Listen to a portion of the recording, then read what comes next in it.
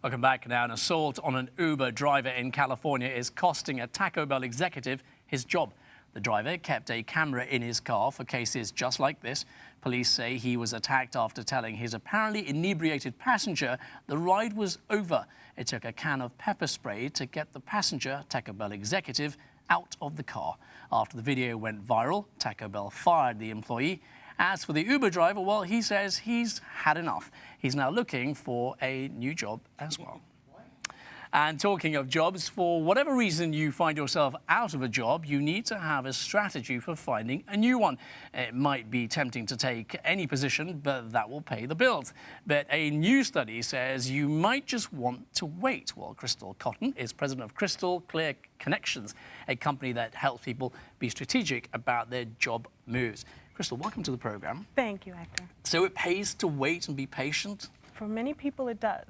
And the reason why I say that is because transferable skills and relevancy to the job market really need to be highlighted by job seekers.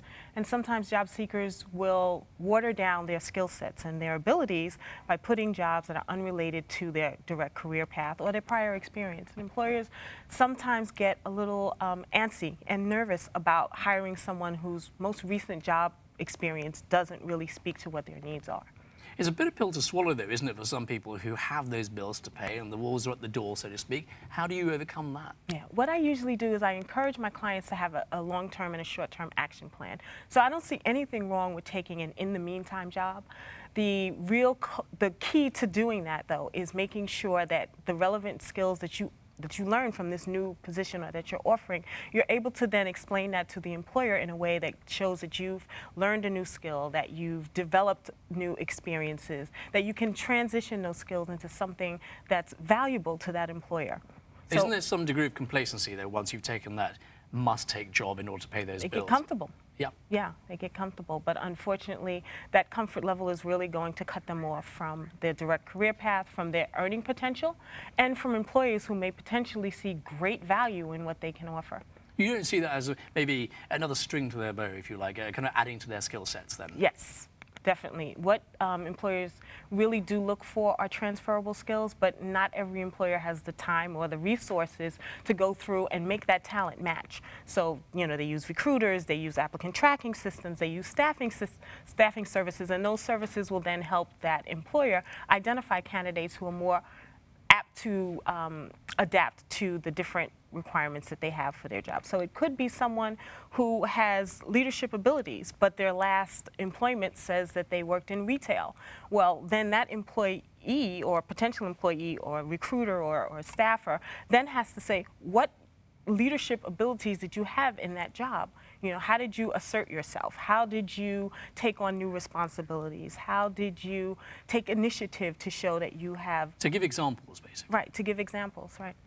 So in a competitive job market, if you're leaving college, for example, you've got to grab the first job you can get your hands on. Is it then a case of doing that whilst you're looking for other jobs in the meantime, or actually just wait, as you said initially, just wait until you find that right job? I actually find that there are meantime jobs that young people just out of college, they have the luxury of doing that some. Right? Have the luxury of taking an in-the-meantime job and then continuing to look for jobs that develop their skills. They can volunteer, they can offer services on a side basis, you know, so that they begin to build up not only a reputation for their work, but credibility and skill sets that are going to be marketable. So I always tell my clients, all experience is relevant if you know how to package it. So having a patchy resume is not a bad idea then? Patchy resumes are questionable. I don't say patchy. I say carefully focused and targeted resumes. So if you take your skill sets and you align them with what the employer is looking for, that's going to really get that employer's attention. What are those employers looking for? Because if you take that must-have job immediately, then is that going to ruin your chances further down the line with that potential employee? You really want that job. Right. So I think every job has certain elements that the employer is looking for. Ability to adapt to technology, communication skills, and the ability to work in an environment where you have diversity, right? We live in a global society, so people have to be open to working in different types of environments. Those are some of the top skill sets.